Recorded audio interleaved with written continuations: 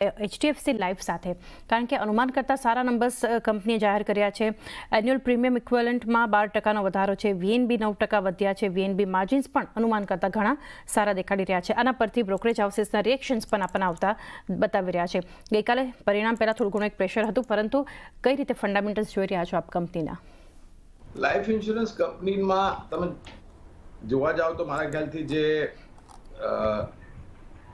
જે કોન્ટ્રીબ્યુશન છે અથવા તો જે પરફોર્મન્સ છે એ થોડું નીચલી સપાટી પર રહ્યું છે, અને એનો મોટો કારણ છે કે પરિણામને અને ન્યૂ ઇન્સ્યોરન્સ પ્રીમિયમની જે ગતિ છે એમાં તમને બંને તરફના આંકડાઓ આવતા દેખાય છે. અમુક સારા, અમુક ખરાબ.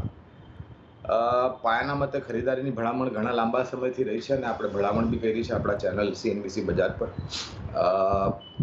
અને આવી રીતે મારું એક માનવું છે કે જો પરિણામ થોડા ઘણા સારા આવે અથવા તો ખરાબ ના આવે તો બજારની જે દિશા નીચેની તરફ હતી ચાલી એમાં થોડી ઘણી રોક લાગી શકે છે જો પરિણામ યોગદાન આપે તો.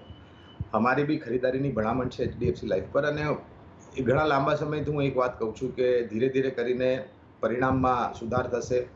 લોકો સારા એવા મોટા આંકડાવાળા ઇન્સ્યોરન્સ સમ એશ્યોર્ડ કરે છે, જેના કારણે ઇન્સ્યોરન્સ પ્રીમિયમ આઉટગો હોય છે અને ઇન્ફ્લો જો હોય છે લાઈફ ઇન્સ્યોરન્સ કંપની માટે એ ઉપરની તરફ આવે. થોડી તમારી પાસે પેશન્સ હોવી જોઈએ મારા ખ્યાલથી.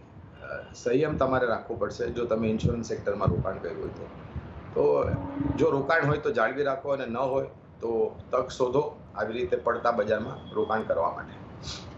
તો HDFC લાઈફ રોકાણ છે તો હોલ્ડ કરી શકો છો. નવું રોકાણ કરવા માટે ઘટાડો છે માર્કેટમાં તો એક સારી ઓપોર્ચ્યુનિટી બનતી અહીં જોઈ રહ્યા છીએ. ત્યારબાદ